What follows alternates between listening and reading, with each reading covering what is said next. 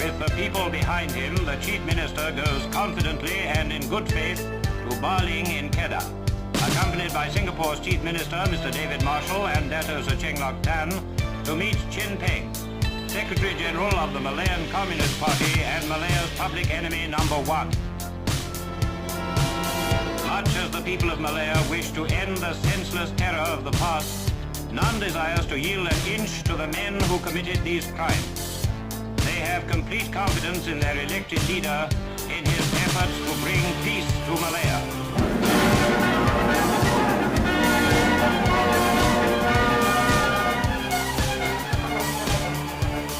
The eyes of the world turned for a fateful 2 days on Baling near the Thai frontier for talks between government representatives and communist terrorist leaders.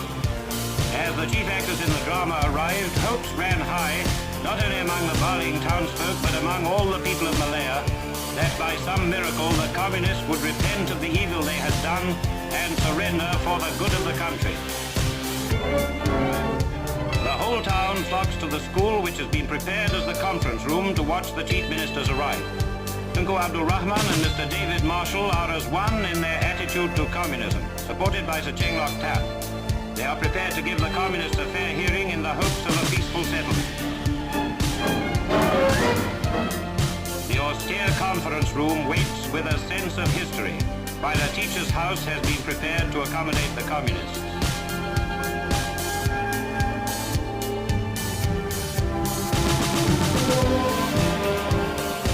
There is little ceremony in the arrival of the communist delegates. 2 ordinary police trucks with hard benches picked them up at the jungle edge and brought them into Baling. All necks craned for a glimpse of the #1 terrorist. There he is, that's him. Chin Peng, directly responsible for a brutal 7-year campaign of murder and terrorism against the ordinary people of Malaya. Propaganda Chief Chen Chan is with him, and also Abdul Rashid bin Maidin, who escaped from the Malacca detention camp in 1951.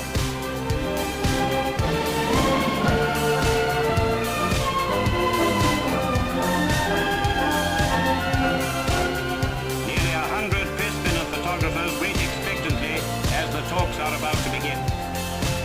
The government delegation is confident, as well they might be, led by elected chief ministers with every right to speak with authority on behalf of the Malayan people.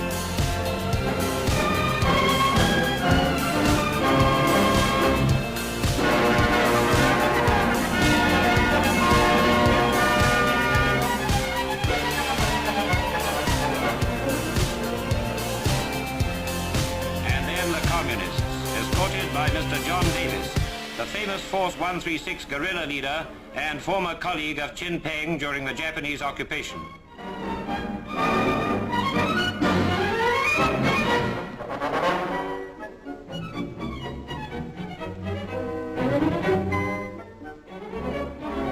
However starved his rank and file may be, it's obvious that the boss has been living well in his Siamese hideout.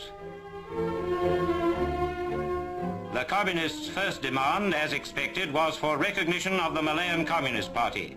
This was flatly refused. They then demanded complete freedom for all terrorists should they surrender, and the right to form a new political party. These demands were also turned down. The TUNKU then yielded a point that surrendered terrorists could join existing political parties once they had proved their loyalty to Malaya. But further he could not go without imperiling the country's security. The crowd and pressmen waited tense while the talks went into night session. But the communists refused to accept the amnesty terms. The amnesty means surrender, they said.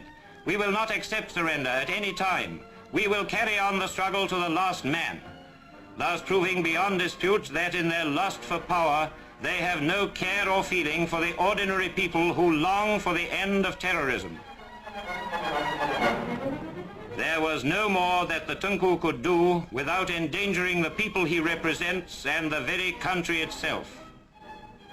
So the communists returned to the jungle to continue their war, or to think again, certain of one thing, that they are now dealing with the people's representatives.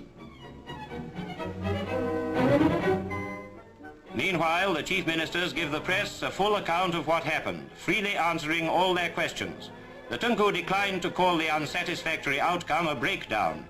He is confident that the communists are so anxious to end the war that they will be ready for further talks when he returns from London. I will never give in, he told them, and the people of Malaya are with him.